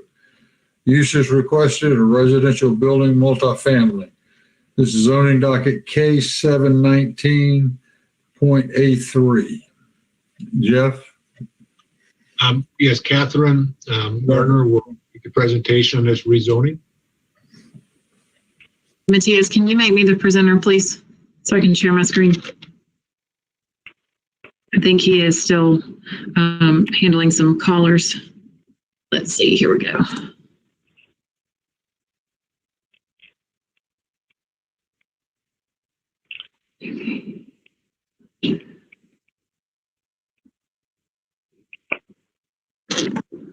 Okay, so our next case tonight, K719.A3 on Solomon Drive. It is two parcels. Let's see. Okay. Close to Union Cross Road. This is in the Smith Crossing development. It's two parcels that total 17.49 acres approximately. The smaller one is located on the north side of Solomon Drive, and the larger one is located on the south side. This is Interstate 40 right down here for some context. The current zoning is mixed use, special use district, and then the proposed is mixed use conditional. That's just to update the language with the new 160D changes to the UDO. And the use that's proposed, it was stated in the application and on the agenda as residential building multifamily, but we're proposing urban, residential building urban. We'll get into why in just a second, but it has to do with the height of the proposed buildings. Part of the change that's needed for this is an amended condition to the previous approval, the original approval for Smith Crossing, limited multifamily in this tract to only the second floor or stories above first floor commercial or office space. So this change would allow multifamily to exist as its own use rather than an accessory to commercial or office. So the proposed amendment, in addition to just changing from the MU-S to the MU-C, would remove the condition to allow for this multifamily development. So this is the site plan that was submitted and was included in your packet. There's one building here on the smaller parcel with the associated on-site parking. And then the majority of the buildings are located on this other site. You'll see some of their stormwater measures located around. Parking is interior to the site, as well as some of their open and recreation space. This is a pool, and then there's a dog park and some other open space areas. So due to the height of the proposed buildings being 45 to 48 feet, staff is recommending that the proposed use be residential building urban. Again, residential building multifamily, which is what was originally applied for, has a height restriction of 40 feet. So the residential building urban use has no height restriction.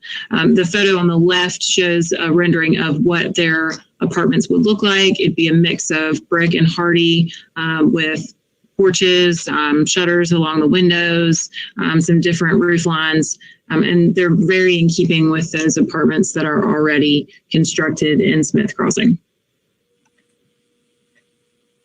So staff's recommendation on the rezoning, we propose a motion to move to amend the UDO of the town of Kernersville by rezoning the property, in this case 7-K-719.83 from MUS to MUC, a single phase for this portion of Smith Crossing, because the rezoning is consistent with the town's comprehensive plan and the Kernersville development plan, and is both reasonable and in the public interest, and due to the following facts.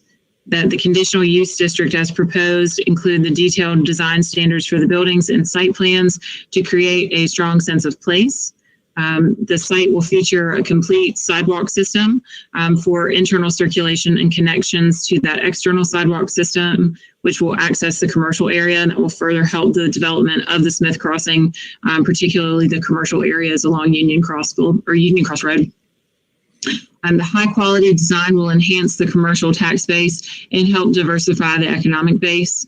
And the apartments provide workforce housing to Kernersville's growing logistics, manufacturing, medical, and commercial industries, as well as housing for workers who may work in other places in the triad.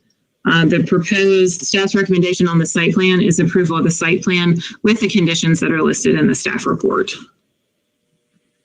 Okay, any questions of staff from the board?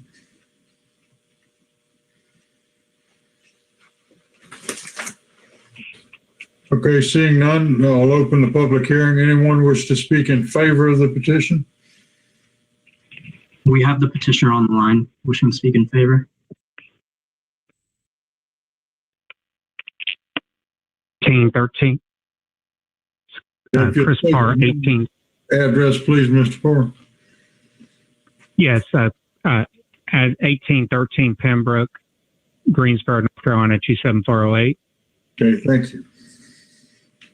Go ahead. And I just wanted to see, so I built the neighboring property, Smith Crossing, completed that almost 5 years ago, and had worked with Jeff Smith and talked to Jeff about the idea of adding another multifamily project to the Union Cross area and the Smith Crossing overall development plan.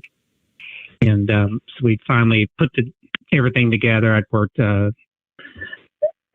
with Jeff Heartland a lot to address any concerns and ideas about putting the development together. I think it'd be a natural fit along I-40, and the property next door that I own is doing extremely well. The rents are very strong, and I think this would be a great fit for the community and for Kernersville. Okay, thank you. Any of our questions for Mr. Parr from the board? Okay, thank you, Mr. Parr.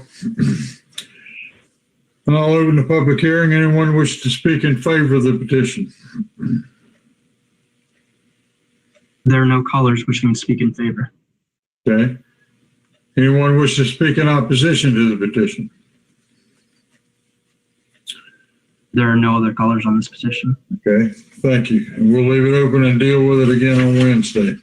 Hey, Jim. Yeah. Jim, I guess I'm not quick enough on my microphone. Smith Crossing originally, and I know, in light of today's, wasn't it originally supposed to have like a movie theater and some other stuff in there originally, or is that it's now going to be just a few businesses along the front and then 100% multifamily in the back? I can speak to that, Chairman Waddell. So the original rezoning, I believe it's in the staff report, was 2005.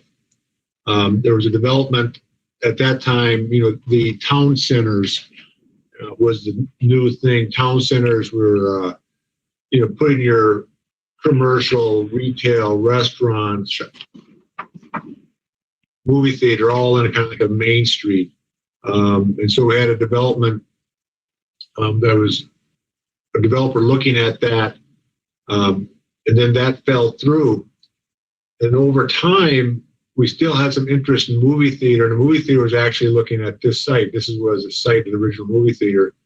But over time, of course, the Great Recession of 2008 drastically changed,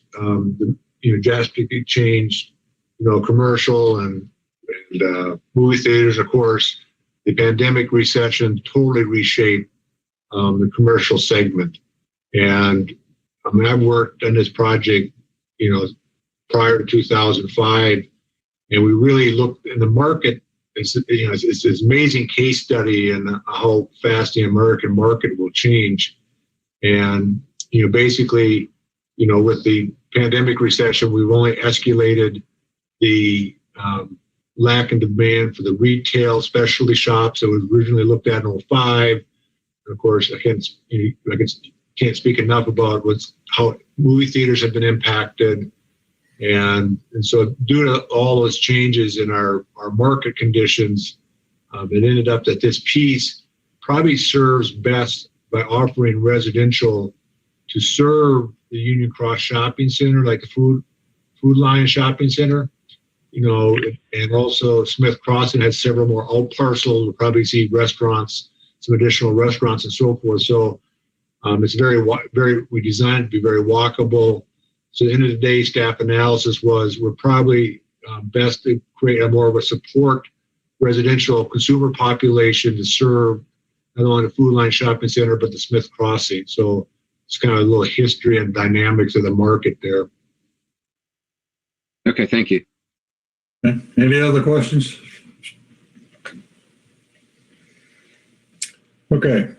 Our last case is rezoning Joel Hagee, agent for owners.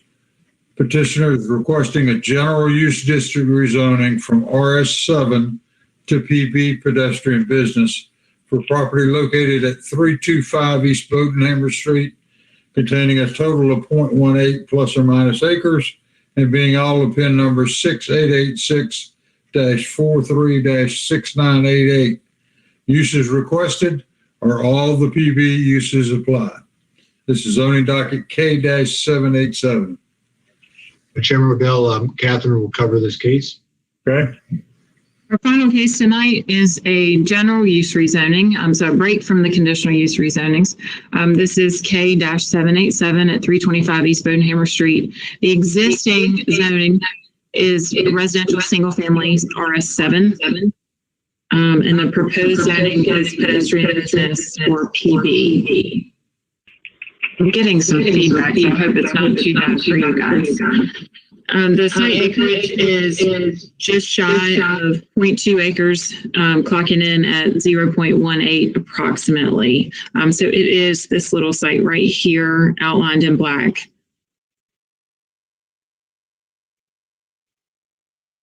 So the land use plan for this area calls for mixed use. You'll see this is just the edge of downtown with the railroad tracks and then East Bodenhammer Street here. So all of this area in the land use plan is identified as potential mixed use.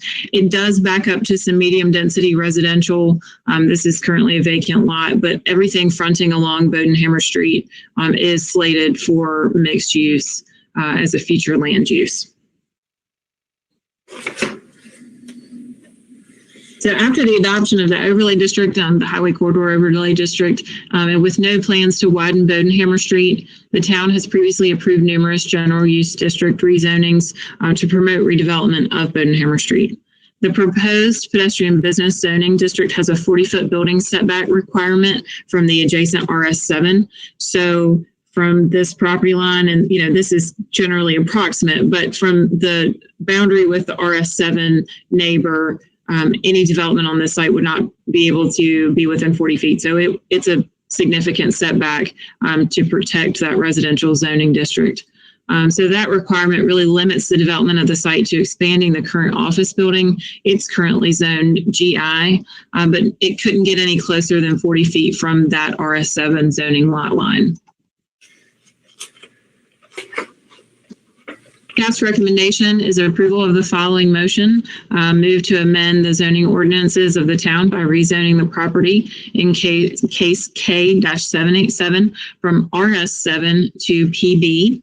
The said rezoning is consistent with the town's comprehensive plan and is further both reasonable and in the public interest because it conforms with the Kernersville development plan and the land use plan, recommending redevelopment and reuse of properties in the downtown area.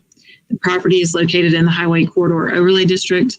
The PB zoning district is conducive to adaptive reuse of existing structures or infill projects, and the road improvements are already existing for this corridor. Okay, any question of staff from the board? Okay, hearing none, I'll open the public hearing. Anyone wish to speak in favor of the petition? We have Joel Age, agent for the owner, available to speak in favor. You think he hung up? I see him there. Joel, you're there. Go ahead. Hey. Just state your name and Thank you, address. guys. Yes, sorry. Name is Joel Haj. Address is 7 Silent Spring Court, Greensboro, North Carolina. Thank you, guys. Catherine, thank you for the overview, for your presentation. Everything you said is absolutely correct. This is just a small plot of land that we've recently acquired. I'm one of the owners of Marble Granite World. You know, people who pass by Bodenhammer Street every day have seen how our existing property, Marble Granite World, has really changed over the past several years. We recently added that showroom, our new showroom, just 2 or 3 years ago. And right now what we're trying to do is just expand onto the back side of that. We're really not even crossing over much into that adjacent property that we're trying to rezone. It's just the addition to the building will cross over that property line just a few feet. So we're well within the limits of that 40-foot setback. And, you know, it's just been a lot that has sat there for a long period of time and has been a relative eyesore. We feel like, you know, as a growing business, we've been able to contribute to the beautification of Bodenhammer Street, as well as, you know, increase job opportunities in Kernersville. Just over the past 2 years since the opening of our showroom, we have increased our staff size by over 100%. So, you know, that has translated into so far at least 10 new jobs in the past 2 years, and we hope to continue down that trajectory by expanding our office. Okay, any questions from the board? Okay, thank you, Joel. Appreciate it. Thank you all. Anyone else wish to speak in favor of the petition?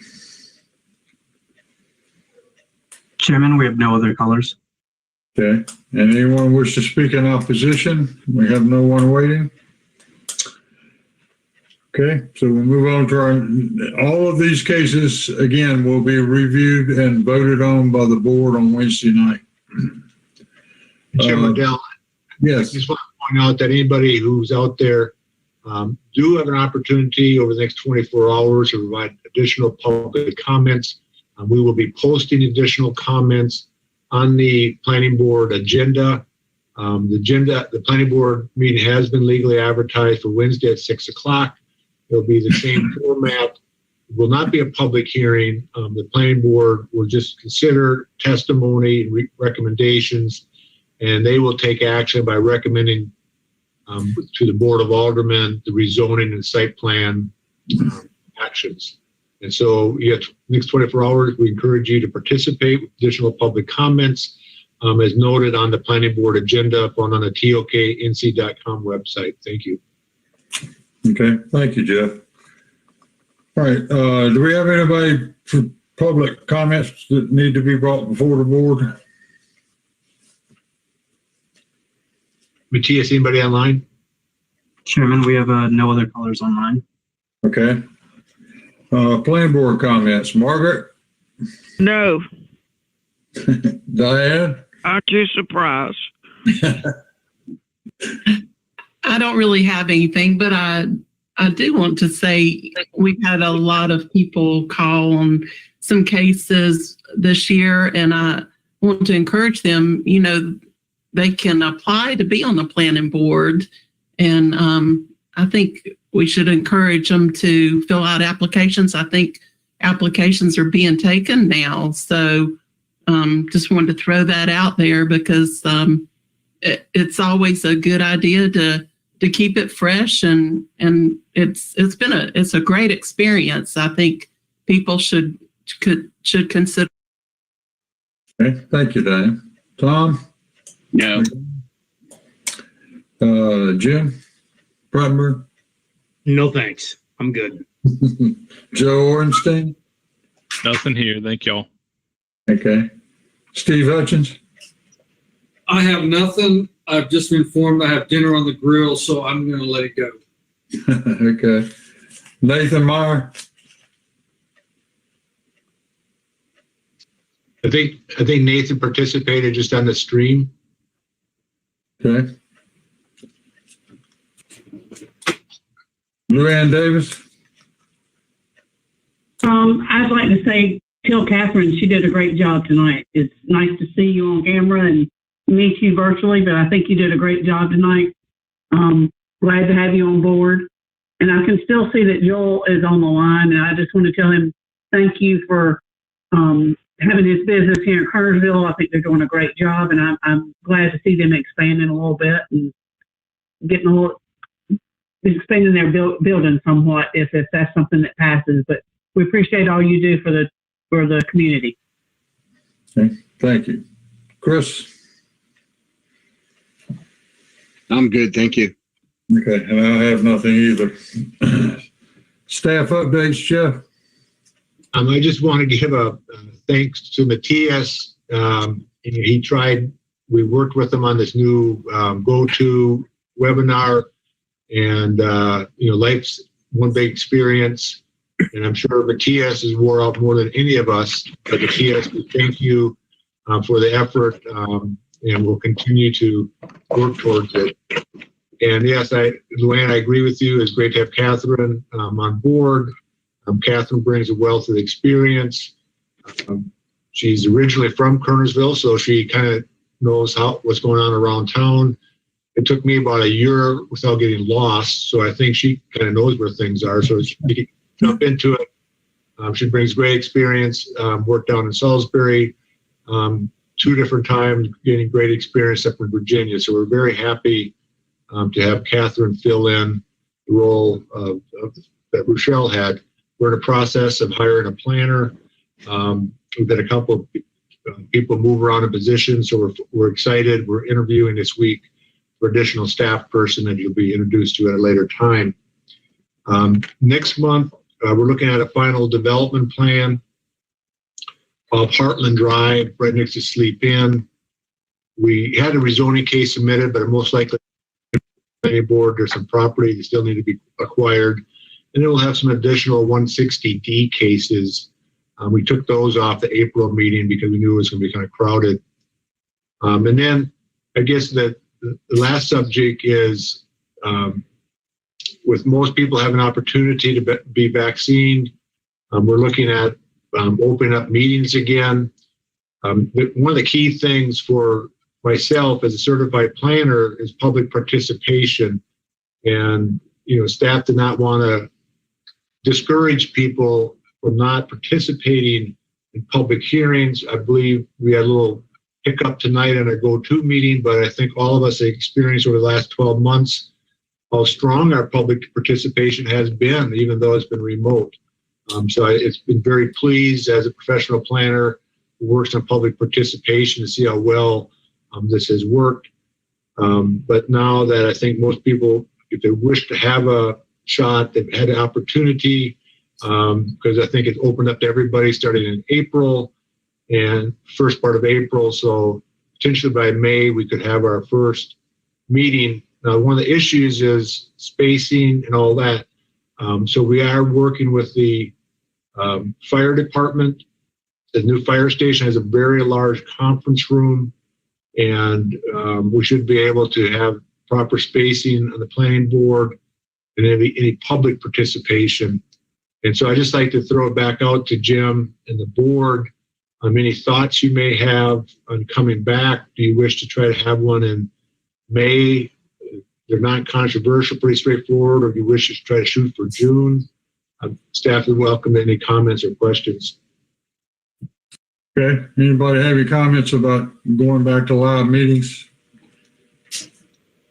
with the proper separation and that kind of stuff? I'm ready when you are. So we have thumbs up and everybody's ready. Good. Hugs and kisses. Absolutely. Yeah. We'll have to do that off town property. It's against our policy. So any hugging and kissing off town property, please. That's an HR you, I think. That's not. We were looking at starting up in June since we don't have any really strong cases in May, but we will see if it's available for May. But if anybody has any concerns, please get with Jim. And so, Jim can talk to staff. If people don't want to talk about it publicly, express any concerns you may have of coming back, and any protocols you may see or questions you may have. Yeah, our plans will be to follow whatever guidelines are issued at that point in time for the meetings. So, separations and those kind of things, whatever the CDC or the governor has put into place at that point in time. Okay, anything else to be brought before the board? If not, we stand adjourned. Thank you very much. Thank you. Thank you, guys. Thanks, everyone.